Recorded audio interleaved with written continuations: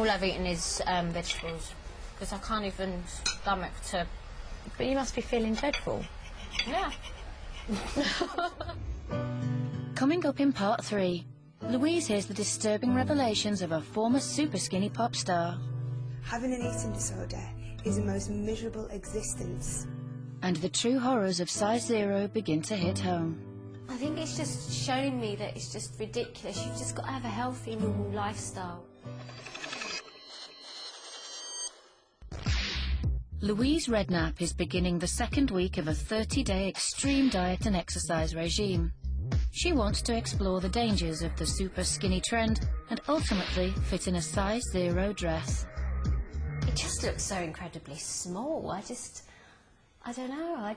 I try not to think about it too much, because I think if I place too much emphasis on actual weight loss, I don't think I'll get there. I think it's got to be about the journey and how hard it is, and how getting from A to B, you know, is proving to be very unglamorous, and everything that I wouldn't want my life to be. She has got 3 weeks to go, but she is already seeing results. So I've lost a whole inch off of the bust. In the first place you lose weight is where you don't want to. This isn't what I want in life. There's a reason. So therefore, I've got good people looking after me, overseeing the whole process. It's a month, it's an experiment. What is kind of really sad that other people, young girls or women at home, write this down and try and get there with no expert advice, and they do it for a long period of time, because I think it makes them quite ill. Ever more aware of how easy it is to fall into this trap, Louise accepts an invitation to visit Rhodes Farm, the first unit in the world dedicated to treating children with eating disorders. Hello. Hi, guys. You all right? Yeah. Can I come in for a chat? Yeah. How old are you all? I'm 15.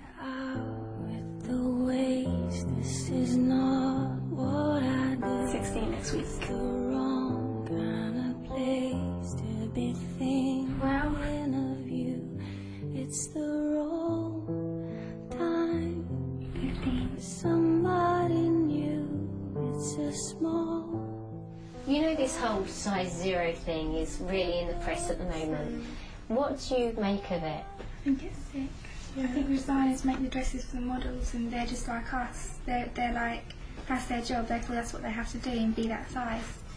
And they get pressured, and because they get pressured, we feel pressure when we look in magazines and that, and it's just, that's what keeps it going, that's what keeps the circle going round. If the designers made like dresses that were size 10 or size 12 or whatever the size is, then, you know, the models wouldn't feel as much pressure. Girls, how bad has it actually got for you guys? And I just remember every day being so depressed and just wanting to die.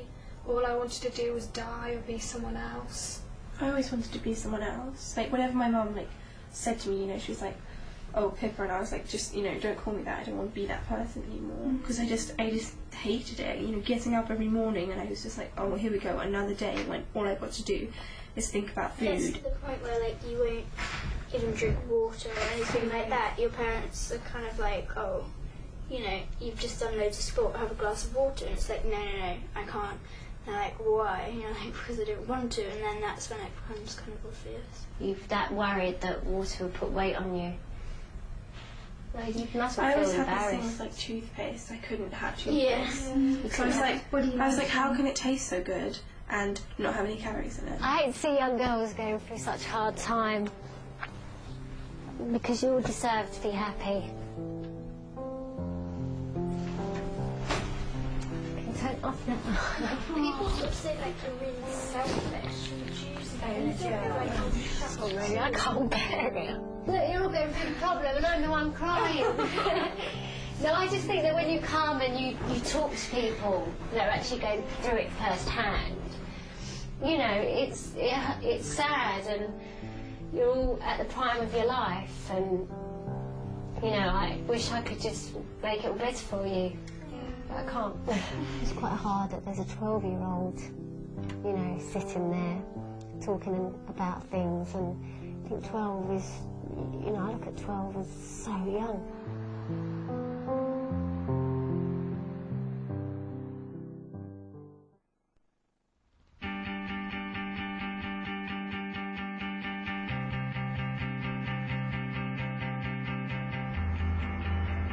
It's day 11, and Louise is starting to get irritable. Crash dieting starves the brain of nutrients and can cause irritability and depression. As Louise is finding, the constant feeling of hunger only makes the situation worse.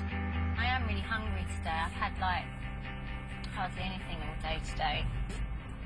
Yeah, and I feel a bit kind of sick, to be honest, today. A bit peckish. What do you want for dinner, bub? Pasta? You have pasta all the time. You want pasta?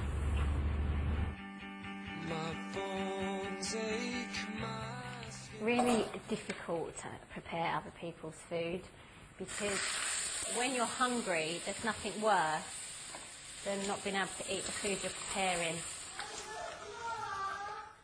Pardon? No more, 100% no more sweeties. Everything's just... Oh, God. Fucking hell. Winnie! Shush! I actually just don't know how people do this. I don't know how people live on such small amounts of food and when you don't have to. She's getting on with it okay, but as her energy levels are dropping. I'm starting to notice her, she's starting to become a little bit sharp, a bit snappier, because she's not happy that she's not eating enough, but she's very difficult to live with. But she's a strong character, and much as I'm trying to talk her out of it, she keeps wanting to do it. I'm hoping Jamie's going to eat out tonight. I'm keeping my fingers crossed. It's just one less bit of torture. Yeah, I'm struggling today a bit, actually. That night, Louise admits she's more than struggling. She's becoming downright grumpy. I'm really crappy with Jamie. I keep on shouting at Charlie, which I hate doing because he hasn't really done anything wrong. My patience is just a little bit short, and now even the dogs are starting to get screamed at, and they really don't do anything wrong. So, and no, I don't know if everyone's going to want to carry on living with me at this rate. Size 0 is today's label, but the pressure to be thin has been accelerating for many years, as one celebrity knows all too well. I'm just on my way to go and meet Mel C, which I'm actually really looking forward to, because I think she's somebody that can give me a real insight on what it's like to be really young and feel really pressured to be a certain size, you know, to be skinny. If you want to be my lover, you have got to give. Taking it too easy. Spice Girl Mel C suffered with an eating disorder during her years in the spotlight. Hello. Hello. How are you? Okay. I'm good. How are you? Very well, thank you. How's All everything right. going? Yes, not bad. Okay. A bit hungry. I'm not surprised. You were on loads of walls all over the world, and young girls wanted to be you and the other girls. Yeah. And little did they know you had a serious eating disorder. I started to think, I have to be perfect, or I have to be the absolute best that I can be to be worthy of this crown. And then, you know, the eating, it just got more and more ridiculous, really, from, you know, not eating naughty things. I, you know, got to a point where I wouldn't eat carbohydrates. I got to a point where I wouldn't eat protein. And basically, for a few years, probably around the time when we did Spice World, the movie, I think I was living on, I didn't have any fat in my diet at all. It was steamed vegetables and, you know, fresh fruit. Mel's illness then went into reverse, and the press were merciless. And I think at my heaviest I was about a size 14. But, you know, they would have had people believe that I was obese. And you can't win. You're either slightly too big or you're slightly too small. But I think that's what needs to be stopped. I think the media have a lot of responsibility, and I think that role models have a lot of responsibility. And, you know, earlier you were saying about, you know, there were so many girls, had posters on the walls, and when I look back now, I actually feel really bad.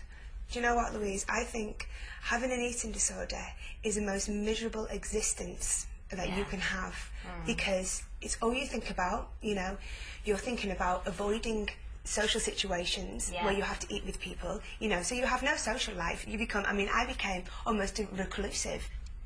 How did you live?